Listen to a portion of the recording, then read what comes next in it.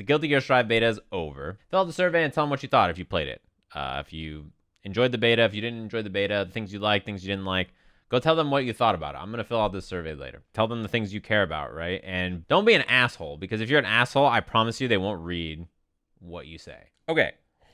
Right, I played a shit ton of this beta. I messed with a bunch of different characters, played people from all over the world. Like, I did all the stuff, right? Like, I did the tutorial. I tried the tutorial to see how it was. I messed with the training mode a bunch. I mashed far slash and 5K with Soul. I had a good time. I played like 5 hours a day, basically, and every day where I wasn't playing, and every minute I wasn't playing, really, I was watching the game. So let's start outside gameplay and then go in. Yeah, the lobbies are bad. I think everybody knows the lobbies are bad. We talked about the lobbies being bad a lot. There are some things I like about the lobbies. Obviously, you can do a ranking system without the lobbies, but I do like that they're a ranking system. I also do like the VIP heaven situation where, like, you can go up there and then qualify in. It incentivizes people to play ranked. I think if you have instant rematch available to you and you don't have so many fucking issues connecting to people, they wouldn't be quite so bad. But the majority of your time playing this game is spent in the lobby trying to play anybody.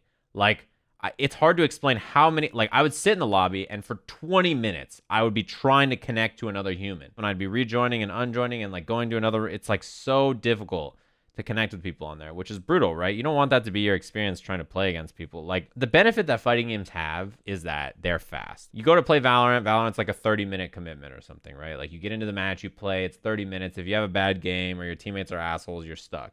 In a fighting game, you play a match, and if you get the shit kicked out of you, it lasts for 90 seconds, and then you're out, and you can play somebody else, or play again. That's how it works. The amount of gameplay you can pack in with different people all around the world very quickly is fast. This lobby system hurts one of the best things about fighting games online. There's plenty of better other lobby systems in fighting games that you can go look at that accomplish things that are really, like, useful, and they have a lot of utility for people, and this Strive beta is certainly not one of them. Other stuff about the game, I think training mode was cool. I wish it had frame data. That's another thing. As far as the gameplay goes, after playing the game for a while, I think first and foremost, people always ask, like, does it feel like Guilty Gear? I think, like, the obvious answer is yes, it feels like Guilty Gear. I don't know why it would not feel like Guilty Gear to people. It's different. It is further from other Guilty Gear systems than, like, before. It's still much closer to Guilty Gear than any other fighting game. I run around the screen doing stuff, and when I fuck up IRC and, like, you're flying around the screen hitting people, super fast paced, and, like, people are exploding, it feels like a Guilty Gear game, right? Now, let's get into the meat of this game. A couple of the issues that I think that are going to come up with people as they play it.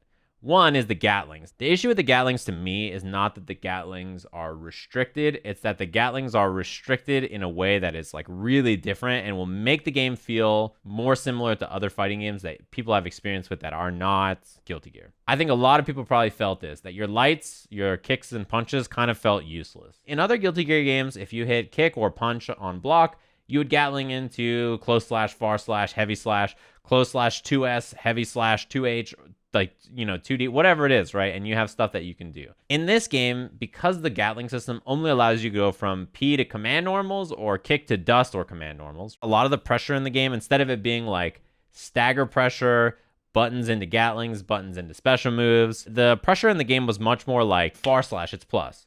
Wait, far slash, far slash.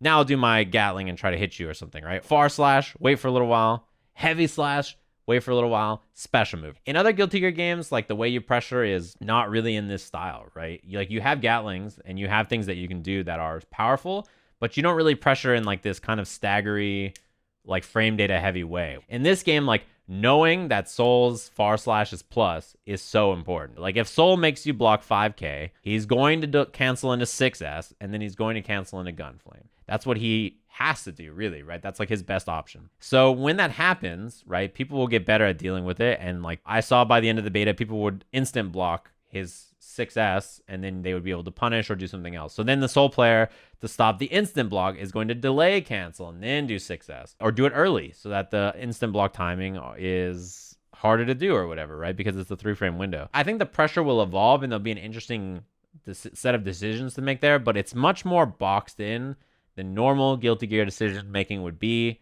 when you block a light attack. And you can just tell because there's not that many other options to do. Same thing with, like, stuff like close slash, far slash H, right? Or whatever you're going to do with that kind of pressure. Normally, you can cancel those off of your lights, so, you wouldn't be worried about it, but instead you have to commit to that button, and so you really have to know what you can frame trap or not frame trap with, or etc., off of that from the beginning. So also air Gatlings as well. I'm sure you guys felt it. In other Guilty Gear games, someone would jump at you, and if you had like air to air them with like jump K or something, you'd like do some air series with a Gatling, bring them back down to the ground, and get your knockdown. You feel great, right?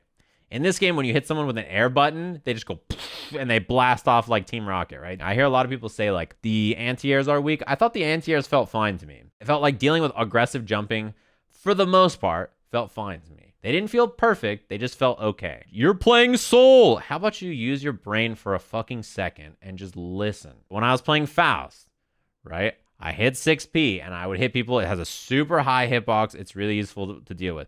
5K was a super useful anti-air for him. 2S, you could use the anti-air with him. When I played Ram, if you guys fought against Ram in the beta, you know her anti-airs are incredibly good. And air throwing still feels really strong to me too. They didn't feel overall super weak for offensive jumps. But holding up back is incredibly powerful. Like, this is pretty good. I don't really have a lot of great answers to deal with that. You have to chase someone and try to anti-air with whatever button you're doing. Air throwing them when they're jumping back and hitting attacks is not really that easy to deal with. Because you don't have the FD to air block, like, holding up back is super good. In general, anti-airs need to be stronger. I anti-jumped at Ram, right? She did 6P into her DP. So I jumped at her. I blocked the 6P in the air without spending any bar. She does 6P into DP because you have to commit to it. You're not going to like hit confirm this or whatever, right?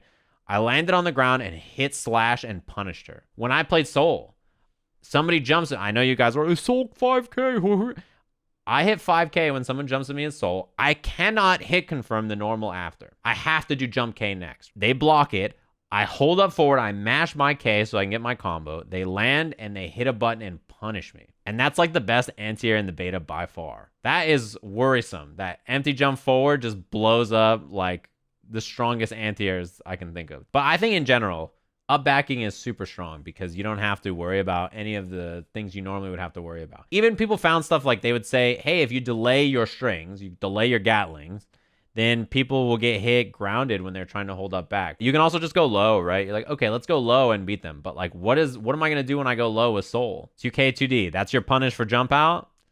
Big boy damage right there. Like, because of the weakness of Gatlings, most low options are not going to lead to a lot. So you have to either let them up back and then air throw them, or you have to try to delay all of your Gatlings to catch jump out, which then could leave gaps for them to super or uppercut or whatever. But yes, I think up backing is probably too strong. And I think anti-airs need a little bit of love in general. Oh, the wall. The wall was the other thing I was going to talk about. The wall system is like, I found most of the time it didn't matter that much to me. I would break the wall and I wouldn't feel super bad about it. I didn't feel that great about it, but I was like, okay, it's whatever, it's fine. But my problems were when I would find matchups where I had to chase the opponent the whole time. And when I finally hit them, I was like, yes, I'm so happy I've hit them. I hit them to the wall, and then I was like, I don't want to break this wall. And then they're like, psh. And I'm like, oh, I guess they're gone now. And I'd break them through the wall and then chase them for another 10 seconds to try to hit them again. Against characters that are incredibly powerful and neutral, breaking the wall felt so bad because I was like, fuck, I don't want to do this, but I have to do this. Like, there's no decision making to be made here. I do the best combo I can and break the wall. Like, you chose not to break the wall, you let them fall, sure.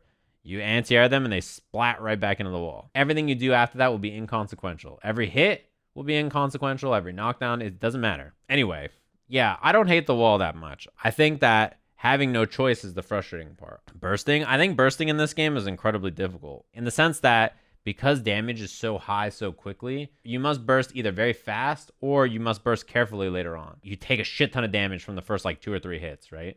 So you have to burst immediately. But then that's assuming that the combo they're going to hit you with will not only happen, but is going to be damaging from the first place. When someone RCs you, you can't burst because you get popped up and not like every character can wait and just be like, are you going to burst? Are you going to do anything? And then do something later on. So you kind of just have to burst later on, which means that oftentimes you took like a big chunk of the damage of the combo, right? You're just like, well, all right. Ram is just absurd in this version though, right? Like our corner combos are like Johnny combos. Like there's just no, you can't burst them. Her anti-airs are really good. Her grounded normals are good. I can't believe people complain. The RC system is great. Having the drift, having fast RC, having the pop-up on it, I miss dead angle so much. I think YRC kind of seems weak to me. I don't know if it's just me.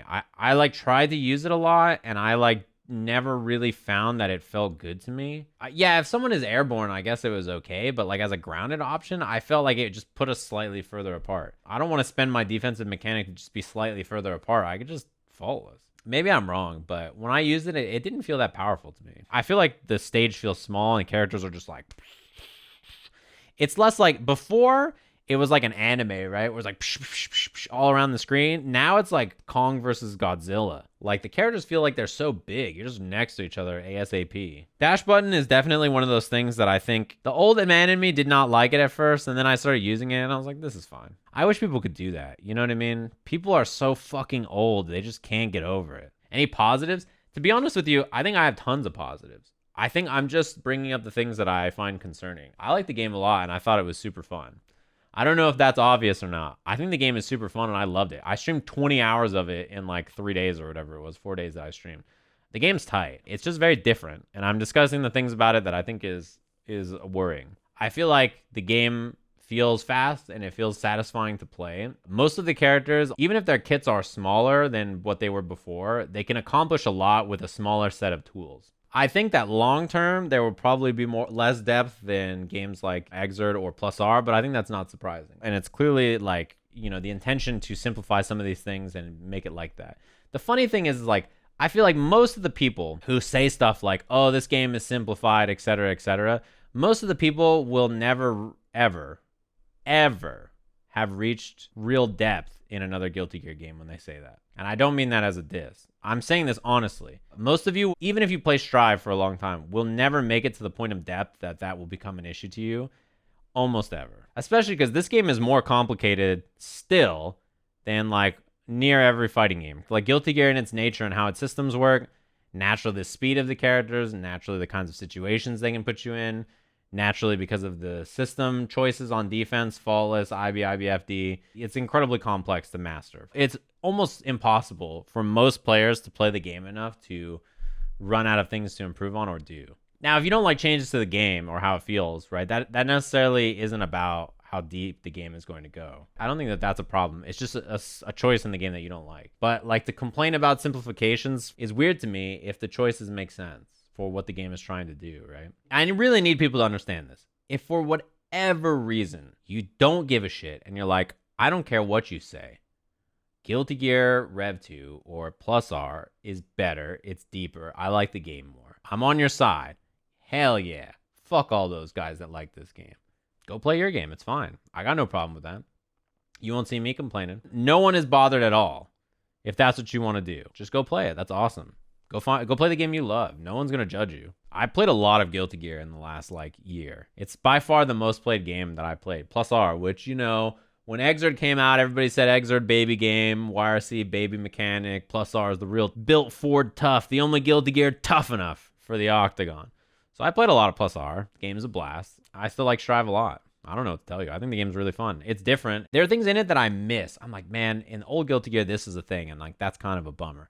Or like there's things that I see that I'm like, oh, it's cool that this works this way right now, right? But not in a way that makes it feel bad to me, if that makes sense. I think the game has a lot of cool stuff. I think that the game is clearly going to have tons of decision making, and it's going to be very wide, and there's a lot of things you can do in it, but just not as much as previous Guilty Gears. I don't think it's going to be as much as like Revelator, right? Or as much as Plus R. But I think compared to other games, it is still going to be fast paced, like super high intensity Guilty Gear, with lots of wild things happening and lots of difficult decisions you have to make quickly. It feels good. I'm excited about it. Listen, I'll collab with Lil Bussy, man. I know a lot of influencers are scared. They don't want to go out there and That was the best part, is he said, I will not collab with Lil Bussy, man. And I was like, on what fucking planet do you think he wants to collab? He doesn't want to collab with you on YouTube. He wants to beat you up because you're an influencer and it's funny. I do not want to entertain or engage with that individual. He's not doing the Guilty Gear scene any favors or something. Imagine saying that about Obama, of all people. That's what he wants. He wants you to say exactly what you said. You gave him the best ammo.